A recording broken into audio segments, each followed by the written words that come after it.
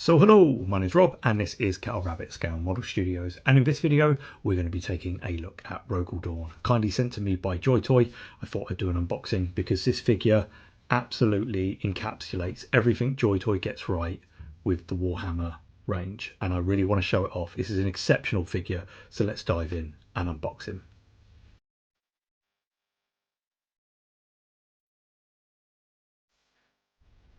So Rogal Dorn, don't worry, I am going to pull the camera back and we'll have a good proper look at him. But there he is in all his glory. It's a stunning figure. Like and subscribe if you like this sort of content. I do the figure unboxings on this channel as well. I love toys. I've always been a big toy aficionado.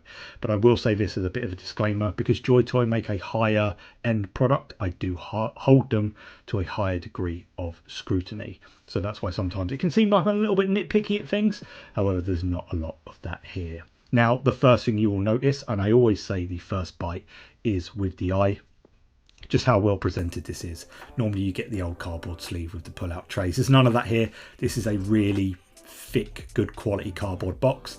This is from the Horus Heresy range. If you've got the Forge World model, you will recognise a lot of this, and it is faithfully recreated.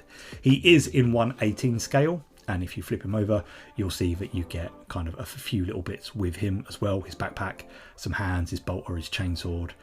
He's got this lovely head, lovely cape. One of the best heads I've seen JoyToy do in a very long while. Much like my Rabute Gilliman video, which I'll leave in the pinned comments below if you're interested in that.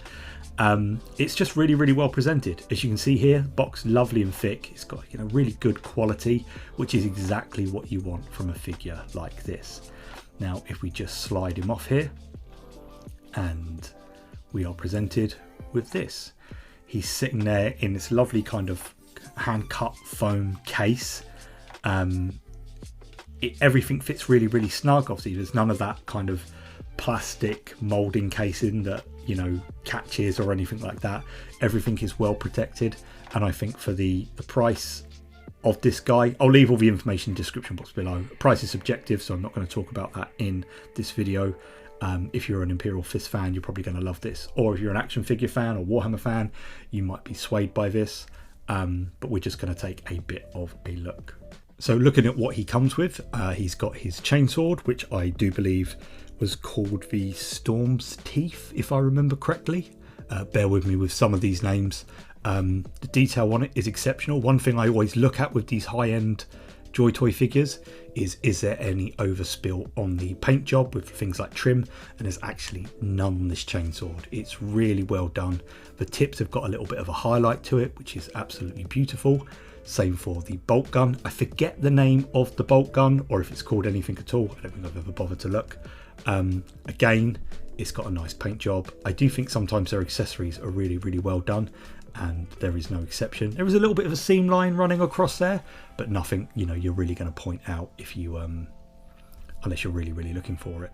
Now, my only gripe with them are these. These are the I think they're crack grenades. He gets 2 of them, and they are just as they are. I don't really know why these are in here. One would have been good enough, unless she wants to hold 2 grenades. I don't really know. You'll see part of the Aquila of his armour here. He's only got the 1 eagle head because he only cares about the Imperium. I believe that was why, but don't hold me to it. And he obviously is in his auric armour. Those that are kind of a bit more in the know, that's what the armour's called here. I'll get back to the grenades in a bit and why I think they're just a little bit weird being in this box. Don't get me wrong, accessories are always good, but I'm going to tell you why. Now, he does come up with some hand options. He gets 2 open, 2 kind of like with a trigger finger, and 2 kind of half clutching. This is Rogal Dorn with both hands, not half hands. So it's I'm so sorry, Imperial Fist players. You know. But here he is. Sorry, that's made me giggle. He stands about 8 inches tall, or he will do with his Aquila. Actually pushed in, you'll see it kind of just slots just in here. And obviously we can start taking a look at the figure himself. Now, the head, as we look, and I will put up a little high-res picture on screen now, the face is probably one of the best I've seen JoyToy do. Again, you know, the Rabute Gilliman one was absolutely delicious. Really, really well done. Once again, I'll leave that in the pinned comments below. That was a really, really good head. However, this one I think is exceptional. The cloak is quite rigid. Obviously, he's very thematic standing. And I think a thematic pose suits this figure more than something maybe like an action pose with the way the cloak is. However, you can see here that he's got these lovely brushed highlights in the recesses. If you're a painter, you'll recognize this. Same with some like these spots of the armor. As we turn it over, it's got a nice bit of depth to it. It's a lovely paint job actually. It's really, really well done. The way they've kind of captured the bright spots, I think it works really, really well.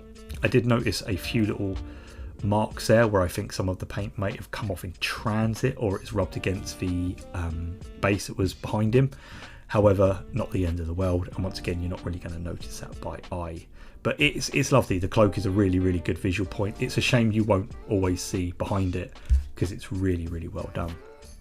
Then looking at him, you know, himself and what he's actually got. Again, if you're familiar with the Forge World model or the Warhammer version, you know, model kit version of this, you'll notice how faithfully he's been recreated.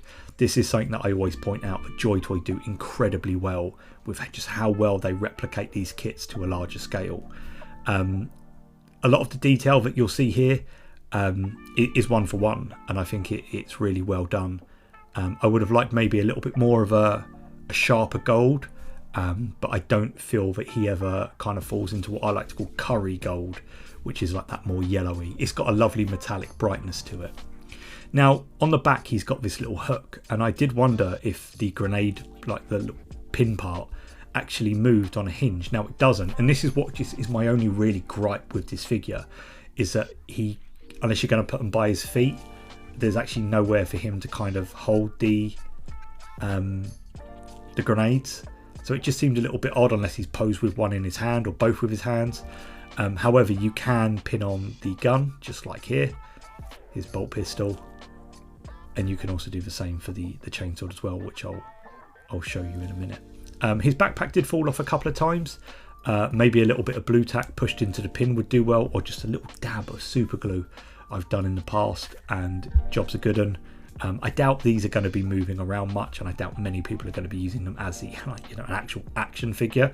These are going to stand pride of place on like a cabinet and not really be moved around much, so it might not be too much of a problem.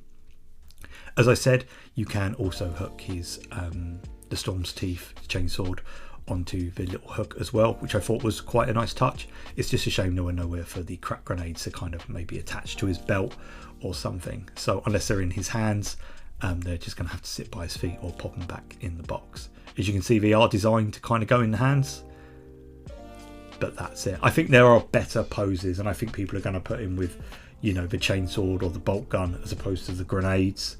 I don't know off the top of my head any well-known stories of Rogal Dorn using the grenades.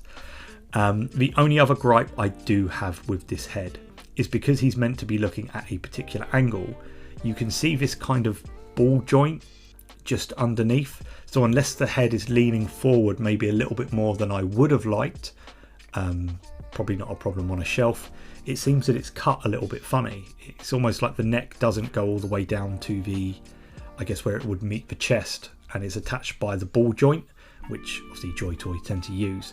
So it's just kind of cut a little bit funny, which was a small gripe, and I think it was definitely worth pointing out.